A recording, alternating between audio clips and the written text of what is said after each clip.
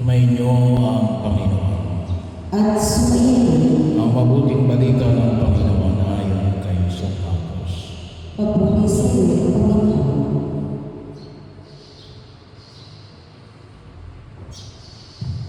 Noong panahon yung si Jesus kasama ang kanyang mga alagad ay nagtungo sa mga nayon ng Cesarea, sakop ni Filipo.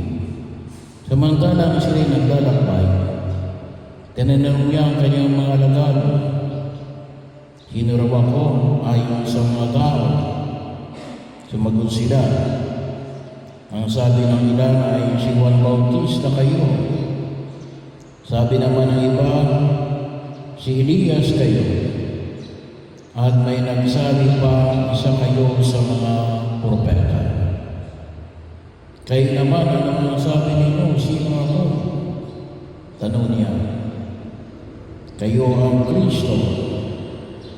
Tugon ni Pedro. Huwag ninyong sabihin kanino man kung sino ako. Maigpit na utos niya sa kanila. Mula noon, ipinaalam na ni Jesus sa kanyang mga alagad na ang anak ng tao ay dapat magbata ng maraming hirap. Kaya itatakwil ng matatanda ng bayan ng mga punong saserdote at ng mga eskriba at ipapatay. Ngunit sa ikatlong araw muli siyang mabubuhay.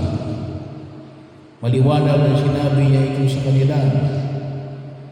Kaya niyaya niya siya ni Pedro sa isang tabi at sinimulang pagsabihan. Ngunit umarap sa Jesus sa kanyang mga alagad at pinagwikaan si Pedro. Lumayo ka sa kanas. Ang iniisip mo hindi sa Diyos, kundi sa tao. Ang mabuting balita ng Panginoon. Pinupuri